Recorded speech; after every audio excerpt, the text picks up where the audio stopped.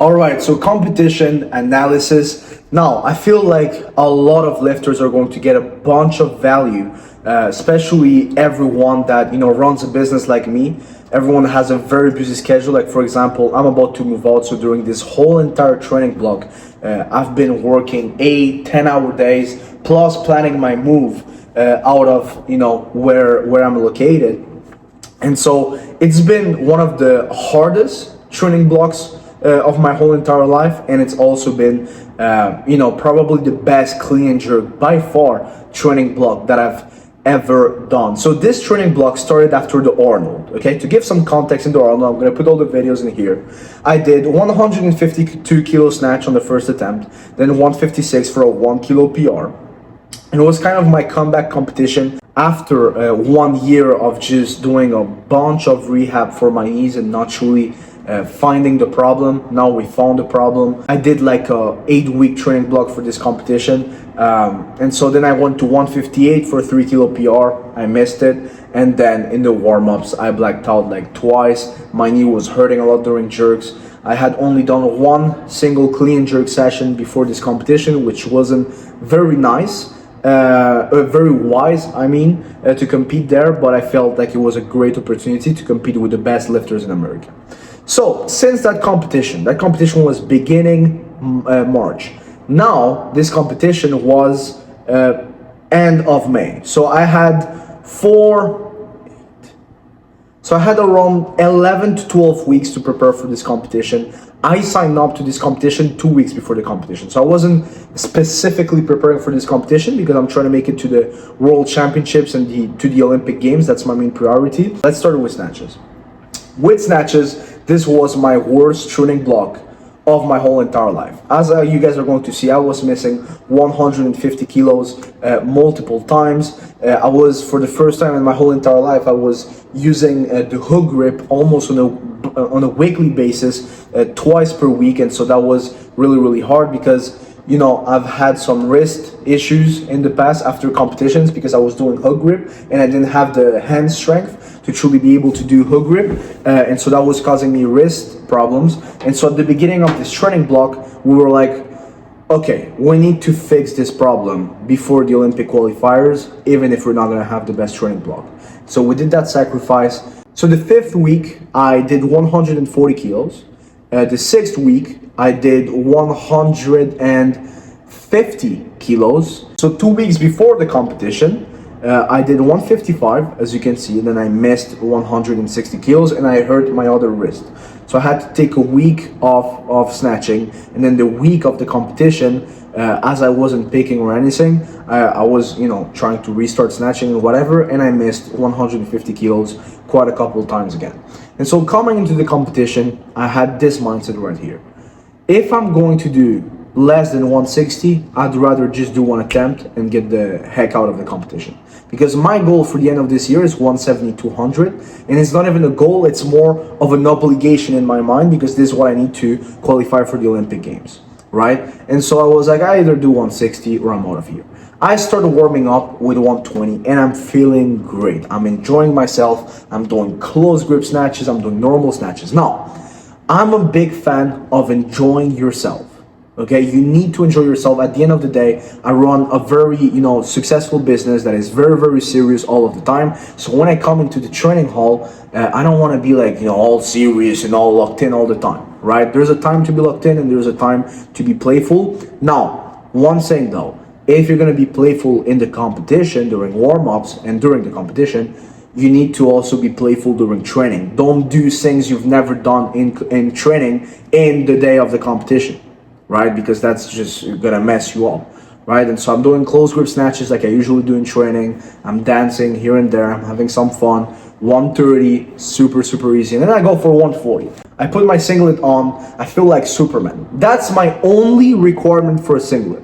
I need to feel extremely good in it, right? And so with this singlet of Vintage Lift, I really feel good. Feel like Superman. My 140 was super easy. So we were like, you know what? I'm just gonna bump up my opener from 145 to 148 because our plan was 145, 153, 160. So I bump up to 148 and I open easy, right? I'm feeling like the man. I'm feeling very fast, very strong, truly blessed by God to be there, super grateful. Then for second attempt, my coach tells me 153 or 155. I'm like 160, okay? And so then my coach puts 155, obviously, because the reason why I say 160 is to tell her, hey, I'm feeling great, right? So 155, we go, and as I'm pulling the bar in the first pull, it's so easy. I'm like, oh, I got this easy. So I get it overhead, and I'm like, wow, this is so light. I want to go to 165. Then all of a sudden, like I start feeling like I'm shifting backwards. So I'm just going backwards, and then I look for a second, right? And I'm like, shit, this is the end of the platform. And so then I just drop the lift.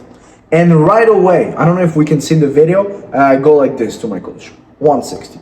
Okay, this 155 was basically a make. I've done it, I think twice already in competition. I've done it plenty of times in training. I'm ready for 160.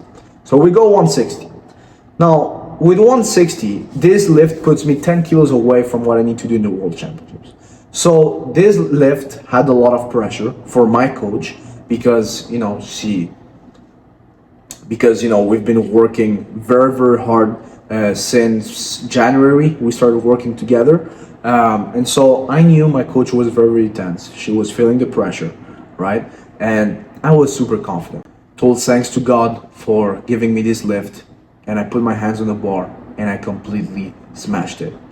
And this is truly the importance, for me at least, of having God, right? If it wasn't for God, it will be so hard for me to deal with the anxiety and the pressure of competing. And I know that it's the same exact thing for a lot of you. Maybe you don't want to sign up for your first competition because you're feeling a bunch of pressure. But here's the thing. Competition brings the best out of everyone. Pressure builds diamonds. Okay, it is extremely important. In moments where you feel the most amount of pressure, that's when the best comes out of you. So I never did that 160 in training. Okay, the max I have done was 155, but then boom, I did it in competition because of the pressure, because of the environment. And by the way, the people at the competition were super chill. Then start doing clean and jerks. And this session had 20 lifters in it, which means that session was longer than 2 hours. So I'm just waiting for 45 minutes in between snatch and clean and jerks. I'm starting clean and jerks with no energy at all because you have an adrenaline rush. And then when you wait for 45 minutes, and you just had a crazy snatch competition, your energy and your adrenaline goes down like so low. So I'm just doing clean and jerks, boom. I even missed 150 kilo jerk. I go for 160, smash it, make it look easy, right? I open 170, I go 180. 180 already felt pretty hard and it exposed the first weakness, okay? This is also why I love competing, is because it exposes your weaknesses. My first weakness was leg strength, right?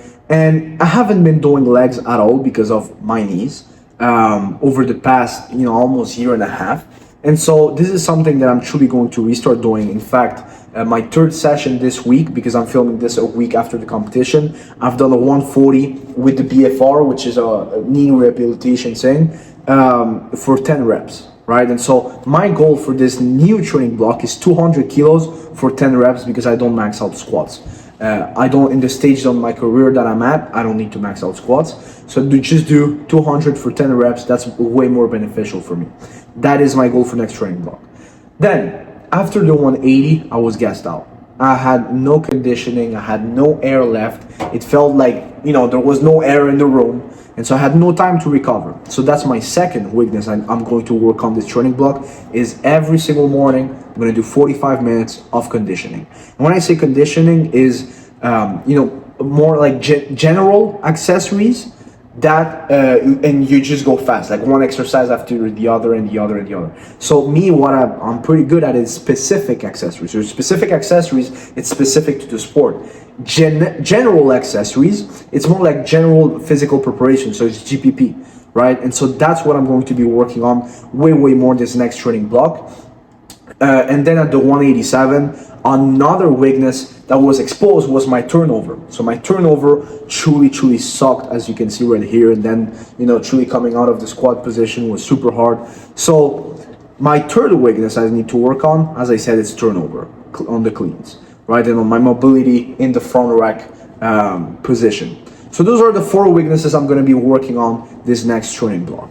Now, why do I know this? It's because I competed. Once again, competition is super important. I don't care whether you snatch 20, 120 or 220 kilo snatch. You need to be competing. It's super, super important. It's going to take you to the next level. Now, my next competition is going to be the World Championships in China at the end of October. My goal is going to be to snatch 10 kilos more and clean jerk if we count the 187, because I pretty much counted because I was ready for it. I did 180 kilos multiple times in training, even more than that. Did 183 once. My goal, well, I'm 13 kilos away basically in the clean jerk. So a lot of work to be done. We need to get those legs strong. We need to gain some conditioning, and we need to truly work on that clean turnover. So thank you so much for every single one of you. And next technical breakdown, if I haven't published it yet, it's gonna be this one right here, Emily's technical breakdown. Okay, so thank you guys so much, and see you on the next one. God bless you.